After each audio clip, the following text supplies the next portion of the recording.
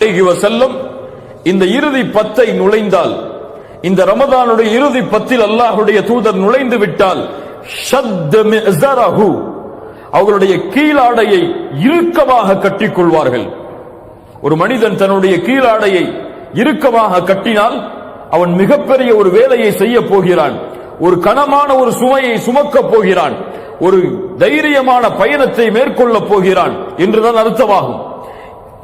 இந்த ஹதீஸுக்கு விளக்கம் சொல்லக்கூடிய அறிஞர்களும் ஷத்த மிஸரஹு என்றால் இபாதத்தில் தன்னை ஈடுபடுத்துவதற்காக எந்த ஒரு தொல்லையும் அதற்கு ஏற்பட்டு விடக்கூடாது என்பதற்காக அல்லாஹ்வுடைய தூதர் ஸல்லல்லாஹு அலைஹி வஸல்லம் இப்படி செய்வார்கள். சில அறிஞர்கள் இரவுடைய நேரத்தில் உறங்கிவிடக் கூடாது என்பதற்காக அல்லாஹ்வுடைய தூதர் ஸல்லல்லாஹு அலைஹி வஸல்லம் இப்படி செய்வார்கள். இன்னும் சில அறிஞர்கள் தங்களுடைய மனைவிமார்களோடு அல்லாஹ்வுடைய தூதர் அல்லாஹ் ரப்புல் ஆலமீன் ஹலாலாக்கி இருந்தாலும் இந்த இறுதி 10 இரவுகளில் இந்த நோக்கத்தை நோக்கி நாம் சென்றுவிடக் கூடாது, இபாதத்து தான் நோக்கம் என்பதற்காக மனைவிமார்கள் அனைவரையும் விட்டு ஒதுங்கி இருப்பதற்காக அல்லாஹ்வுடைய தூதர் ஸல்லல்லாஹு அலைஹி வஸல்லம் தங்களுடைய கீழாடையை கட்டுவார்கள். ஷத்த மிஸரஹு.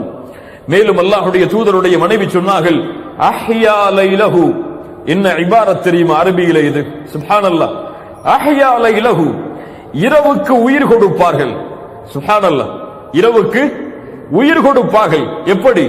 வணக்க வழிபாட்டின் மூலம், அல்லாஹ்வை நின்று தொழுவதன் மூலம், குர்ஆனை ஓதுவதன் மூலம், அல்லாஹ்வை திக்ர் செய்வதன் மூலம், தங்களுடைய பாவங்களுக்காக மன்னிப்பை தேடுவதன் மூலம் இரவுக்கு அல்லாஹ்வுடைய தூதர் ஸல்லல்லாஹு அலைஹி வஸல்லம் உயிர் கொடுத்து எழுப்புவார்கள்.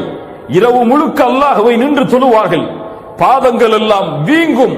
அல்லாஹ்வுடைய